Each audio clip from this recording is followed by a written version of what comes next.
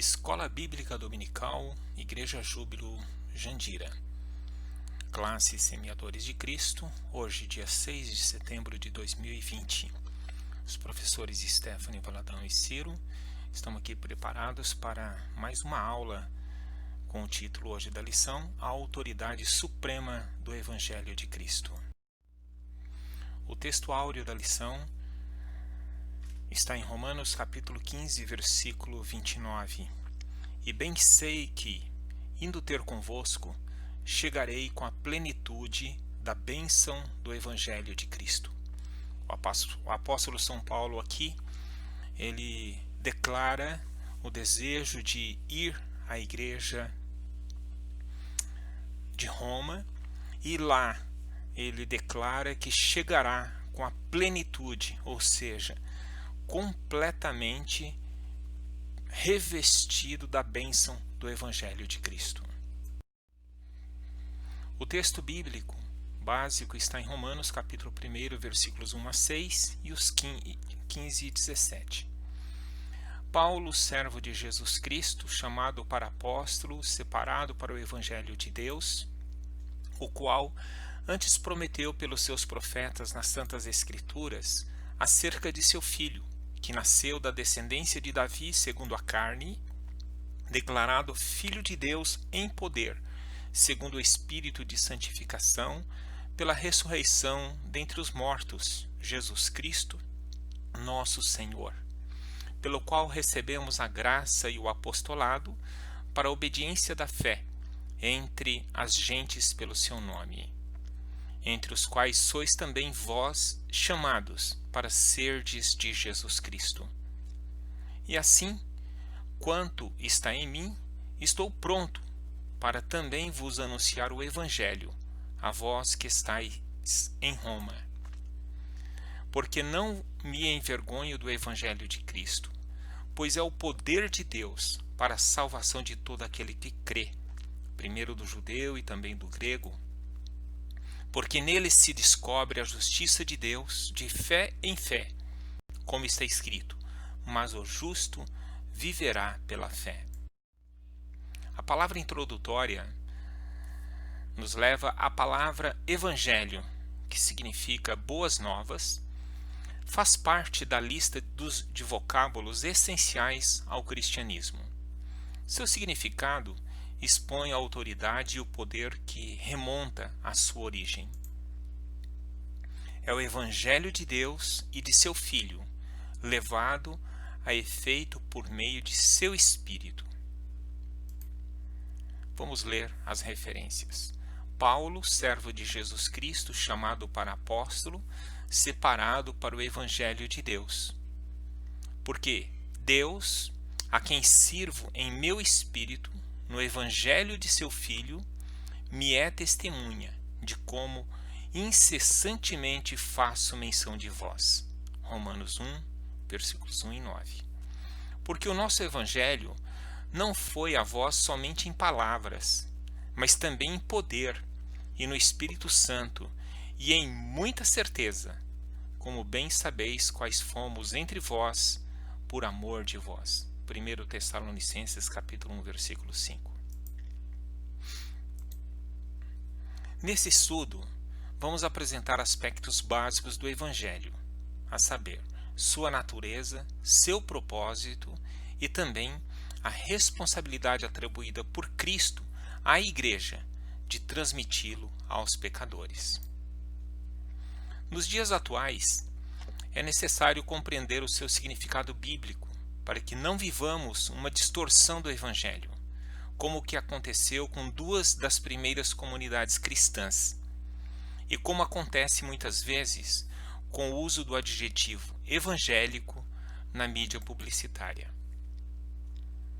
Maravilho-me de que tão depressa passasseis daquele que vos chamou à graça de Cristo para outro evangelho, o qual não é outro, mas há alguns que vos inquietam e querem transtornar o Evangelho de Cristo. Mas ainda que nós mesmos, ou um anjo do céu, vos anuncie outro Evangelho, além do que já está, que vos tenho anunciado, seja anátema. Assim como já vos dissemos, agora de novo também vos digo: se alguém vos anunciar outro evangelho, além do que já recebeste, seja anátema. Gálatas capítulo 1, versículos 6 a 9. Quisera eu me suportasseis um pouco da minha loucura. Suportai-me, porém, ainda, porque estou zeloso de vós como o zelo de Deus, porque vos tenho preparado para vos apresentar como uma virgem pura a um marido, a saber, a Cristo. Mas temo que, assim como a serpente enganou a Eva com a sua astúcia, assim também sejam de alguma sorte corrompidos nos vossos sentidos e se apartem da simplicidade que há em Cristo. Porque se alguém for pregar-vos outro Jesus que nós não temos pregado, ou se recebeis outro Espírito que não recebestes, ou outro Evangelho que não abraçastes, com razão o sofrerias. Segundo aos Coríntios, capítulo 11, versículos 1 ao 4. A boa nova da verdade. O Evangelho constitui-se no anúncio da verdade em seu caráter genuíno e puro, que é Jesus Cristo, o Salvador, para uma sociedade que descarta valores éticos e morais. E percorria Jesus toda a Galileia, ensinando nas sinagogas e pregando o evangelho do reino, e curando todas as enfermidades e moléstias entre o povo. Mateus capítulo 4, versículo 23. Aos quais nem ainda por uma hora cedemos com sujeição, para que a verdade do evangelho permanecesse entre vós. Gálatas capítulo 2, versículo 5. A essa verdade devem os homens obedecer sem exceção, sob o risco da condenação eterna. No dia em que Deus há de julgar os segredos dos homens por Jesus Cristo, segundo o meu evangelho. Romanos capítulo 2, versículo 16. Mas nem todos têm obedecido ao evangelho. Pois Isaías diz: Senhor, quem creu na nossa pregação? Romanos capítulo 10, versículo 16. Digno de fé. O apelo divino para obediência à verdade proclamada pelo Evangelho pode ser encontrada desde o Antigo Testamento, uma vez que foi anunciado primeiro a Abraão, para dessa maneira abençoar toda a humanidade. Ora, tendo a Escritura previsto que Deus havia de justificar pela fé os gentios, anunciou primeiro o Evangelho a Abraão, dizendo: Todas as nações serão benditas de ti. Gálatas capítulo 3, versículo 8. A igreja deve estar atenta à triste condição em que se encontram os pecadores, uma vez que tem uma forte barreira a ser traspassada. O Deus deste século impede-lhes de perceber a luz do Evangelho e a glória de Cristo. Vamos ver algumas referências. E havendo grande contenda, levantou-se Pedro e disse-lhes: Homens, irmãos, bem sabeis que já há muito tempo Deus me elegeu dentre nós, para que os gentios ouvissem da minha boca a palavra do Evangelho e crescem. Atos capítulo 15, versículo 7. Mas se ainda o nosso Evangelho está encoberto, para os que se perdem está encoberto, nos quais o Deus deste século cegou os entendimentos dos incrédulos, para que lhes não resplandeça a luz do Evangelho da glória de Cristo, que é a imagem de Deus. Segundo aos Coríntios capítulo 4, versículos 3 e 4. E guiarei os cegos pelo caminho que nunca conheceram. Falo-eis caminhar pelas veredas que não conheceram. Tornarei as trevas em luz perante eles, e as coisas fortais farei direitas. Estas coisas lhe farei, e nunca os desampararei. Tornarão atrás e confundir-se-ão de vergonha os que confiam em imagens de escultura, e dizem às imagens de fundição: vós sois nossos deuses. Surdos, ouvi, e vós, cegos, olhai para que possais ver. Isaías capítulo 42, versículos 16 ao 18. Libertadora. O Evangelho da Verdade, pelo crivo da fé, exerce um papel libertador. O poder libertador do Evangelho conduz-nos a evitar diariamente a tentação de recuar na fé e voltar para a velha vida, na qual o pecado tinha domínio sobre nós e escravizava-nos. E sabemos que já o Filho de Deus é vindo, e nos deu entendimento para que conheçamos ao verdadeiro, e no que é verdadeiro estamos, isto é, em seu Filho Jesus Cristo. Este é o verdadeiro Deus e a vida eterna. 1 João 5,20. Sabendo isso, que o nosso homem velho foi com ele crucificado, para que o corpo do pecado seja desfeito, para que não sirvamos mais ao pecado. Não reine, portanto, o pecado em vosso corpo mortal, para lhe obedecerdes em suas concupiscências. Mas agora, libertados do pecado e feitos servos de Deus, tendes o vosso fruto para a santificação e, por fim, a vida eterna. Romanos capítulo 6, versículos 6, 12 e 22.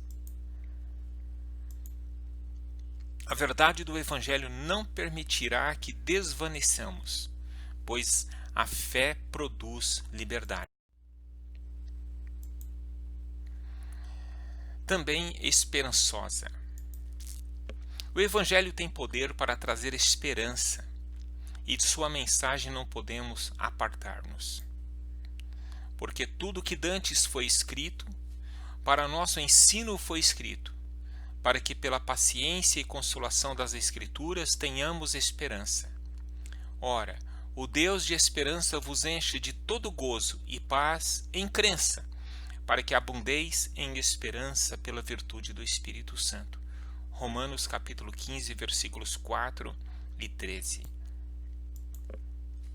O ser humano somente poderá sentir-se esperançoso do seu futuro a partir da certeza da salvação, que é recebida do próprio Deus no momento em que irrompe a fé em Cristo, esperança dos homens. Far-me-ás ver a vereda da vida, na tua presença há farturas de alegria, à tua mão direita há delícias perpetuamente. Salmo 16, versículo 11.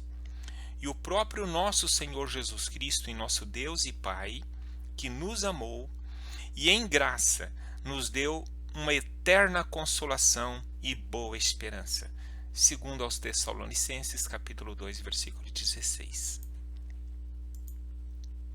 Na prática, o cristão que vive sob o poder e autoridade do Evangelho há de gloriar-se na esperança, alegra-se na esperança e viver sob a expectativa da esperança. Vamos ver as referências. Pelo qual também temos entrada pela fé a essa graça, na qual estamos firmes e nos gloriamos na esperança da glória de Deus. Romanos capítulo 5, versículo 2. Alegrai-vos na esperança, sede pacientes na tribulação, perseverai na oração. Romanos capítulo 12, versículo 12. Porque nós, pelo Espírito da fé, aguardamos a esperança da justiça. Gálatas capítulo 5, versículo 5. Lembrando-nos, sem cessar da obra da vossa fé, do trabalho do amor e da paciência da esperança em nosso Senhor Jesus Cristo, diante de nosso Deus e Pai. 1 Tessalonicenses capítulo 1, versículo 3. Essa esperança produz um sentimento de prazer quando compartilhamos a palavra com a pessoa que evangelizamos. A boa nova do reino. Na essência da mensagem evangélica está o anúncio de que Deus tem um reinado específico a realizar no coração dos homens. O Senhor reinará eterna e perpetuamente. Êxodo capítulo 15, versículo 18. O Senhor reinará eternamente. O teu Deus, ó Sião, de geração em geração, louvai ao Senhor. Salmo 146, versículo 10. O anúncio da paz. Deus ordenou nas Escrituras que o Evangelho do Reino seja pregado a todas as nações, a fim de que todas as pessoas possam obedecer à sua ordem de crer. E este Evangelho do Reino será pregado em todo o mundo em testemunho a todas as nações, e então virá o fim. Mateus capítulo 24, versículo 14. Dessa maneira, ele estabelece um novo tempo de paz em Cristo. O resultado é a conciliação do pecador com Deus e a restauração da comunhão com Ele e com os demais irmãos. Tendo sido, pois, justificados pela fé, temos paz com Deus por nosso Senhor Jesus Cristo. Romanos capítulo 5, versículo 1. Se for possível, quando estiver em vós, tende paz com todos os homens. Romanos capítulo 12, versículo 18. E a paz de Deus, que excede todo o entendimento, guardará os vossos corações e os vossos pensamentos em Cristo Jesus. Filipenses capítulo 4, versículo 7. Mensagem de justiça. Deus quer reinar com justiça. Essa é a mensagem poderosa anunciada pelo Evangelho da Salvação, tanto pelos profetas do Antigo Testamento, como por Jesus e pelos apóstolos do Novo Testamento. Vamos às referências. Porém, o Senhor dos Exércitos será exaltado em juízo, e Deus, o Santo, será santificado em justiça. Isaías capítulo 5, versículo 16. E o meu servo Davi será rei sobre eles, e todos eles terão um só pastor, e andarão nos meus juízos e guardarão os meus estatutos, e os observarão. Ezequiel capítulo 37, versículo 24. Bem-aventurados os que têm fome e sede de justiça, porque eles serão fartos. Mateus capítulo 5, versículo 6. E seja achado nele, não tendo a minha justiça que vem da lei, mas a que vem pela fé em Cristo, a saber, a justiça que vem de Deus pela fé. Filipenses capítulo 3, versículo 9. O cerne da mensagem do Evangelho declara que aprouve a Deus vestir-nos da sua salvação e envolver-nos com o manto da sua justiça, que é consorte da paz. Regozijar-me-ei muito no Senhor. A minha alma se alegrará no meu Deus, porque me vestiu de roupas de salvação, cobriu-me com o manto da justiça, como um noivo que se adorna, com turbante sacerdotal, e como a noiva que se enfeita com as suas joias. Isaías 61, versículo 10. Ora, o fruto da justiça semeia-se na paz para os que exercitam a paz. Tiago, capítulo 3, versículo 18. Essa é a singular descrição das boas novas revelada ao profeta Isaías. Nesse sentido, o Evangelho produz, no tempo presente, os frutos de justiça que redundam na glória e no louvor de Deus eternamente. Cheios dos frutos de justiça que são por Jesus Cristo para a glória e louvor de Deus. Filipenses capítulo 1, versículo 11. A autoridade do Evangelho de hoje. O Evangelho é o poder de Deus em atuação para salvar a humanidade. Porque não me envergonho do Evangelho de Cristo, pois é o poder de Deus para a salvação de todo aquele que crê. Primeiro do judeu e também do grego. Romanos capítulo 1, versículo 16. A Igreja de Cristo é o instrumento para disseminar com dedicação e ardor as boas novas de Jesus por todo o mundo, às vezes em face de grande oposição. Assim, pois, as igrejas em toda a Judéia e Galiléia e Samaria tinham paz, e eram edificadas, e se multiplicavam, andando no temor do Senhor e consolação do Espírito Santo. E eles, sendo acompanhados pela igreja, passavam pela Fenícia e por Samaria, contando a conversão dos gentios, e davam grande alegria a todos os irmãos. De sorte que as igrejas eram confirmadas na fé e cada dia cresciam em número. Atos capítulo 16, versículo 5. Exposição da palavra de poder. Jesus e seus discípulos atuavam com poder na apresentação da boa nova de salvação. Mas importa que o Evangelho seja primeiramente pregado entre todas as nações. Marcos capítulo 13, versículo 10. E aconteceu depois disso que andava de cidade em cidade e de aldeia em aldeia, pregando e anunciando o Evangelho do reino de Deus. E os 12 iam com ele. Lucas capítulo 8, versículo 1. Tal esforço teve continuidade com os apóstolos e com homens e mulheres na igreja primitiva. Vamos ver as referências. Ora, quando cheguei a Troade para pregar o Evangelho de Cristo, e abrindo-se-me uma porta no Senhor, segundo aos Coríntios capítulo 2, versículo 12. E Filipe se achou em Azoto e, indo passando, anunciava o Evangelho em todas as cidades, até que chegou a Cesareia. Atos capítulo 8, versículo 40.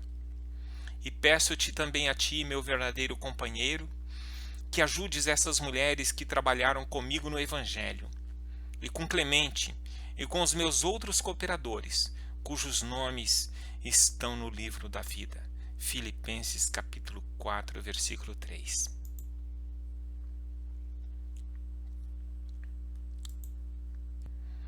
Evidente que Deus espera a mesma atitude de nós, hoje.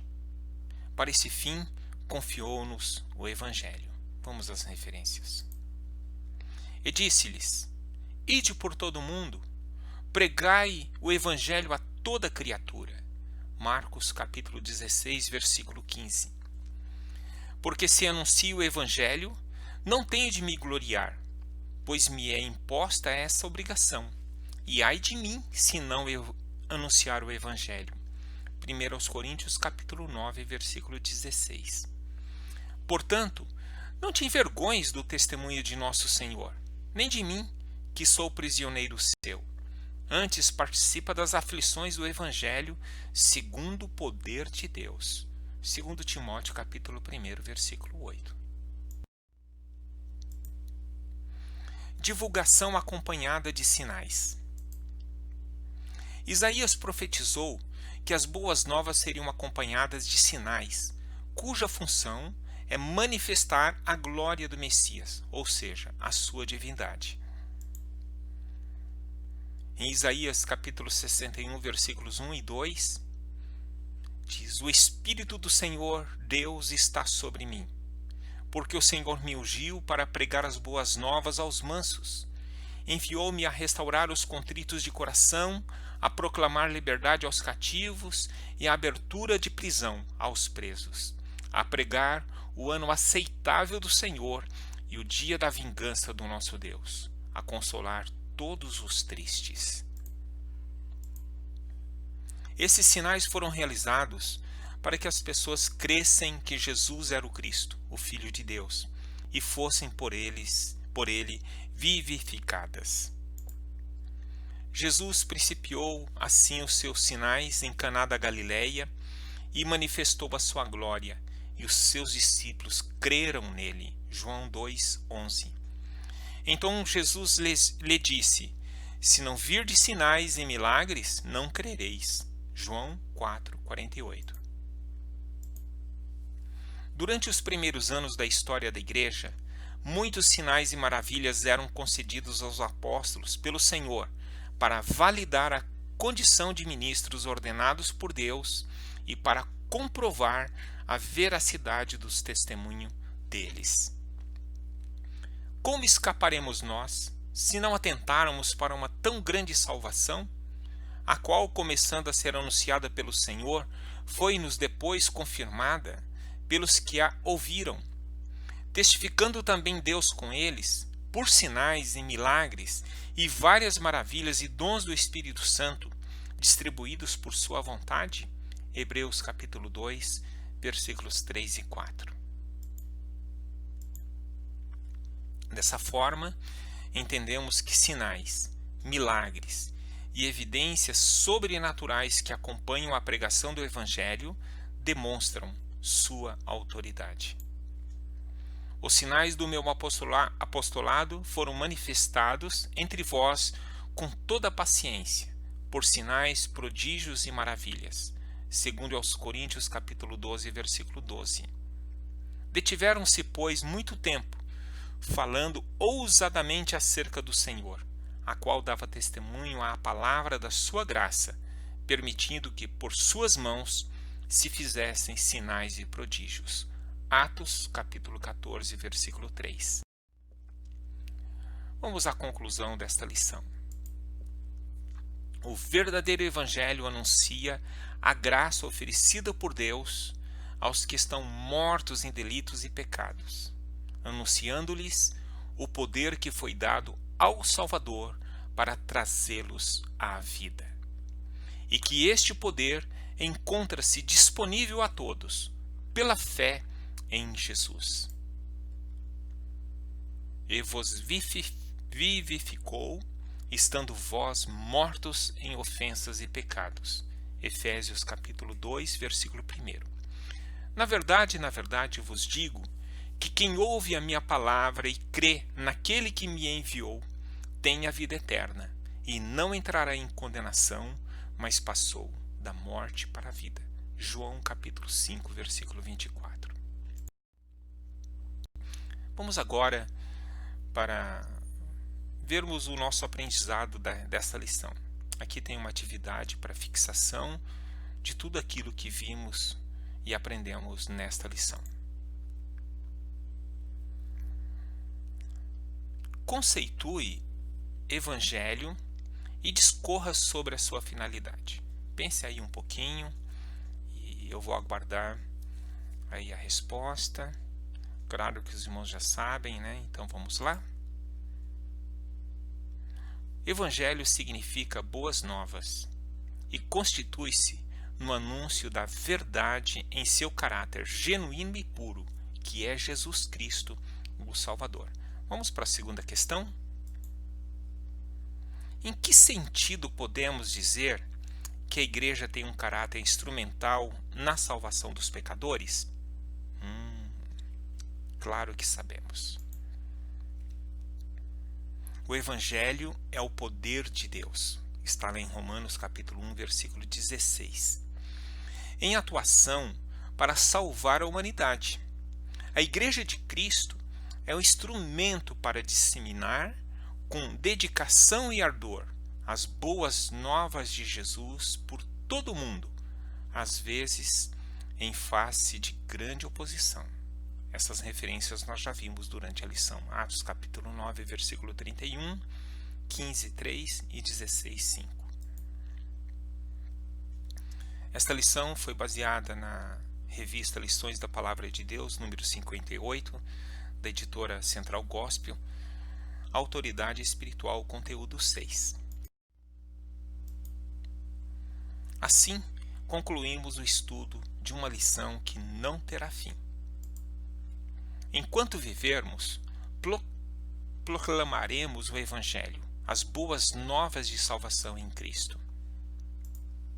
Quando findarmos aqui na terra, continuaremos a desfrutar desse maravilhoso Evangelho, para todo sempre e eternamente, com o Senhor Jesus Cristo, nosso Redentor e Salvador. Amém. Amém e amém.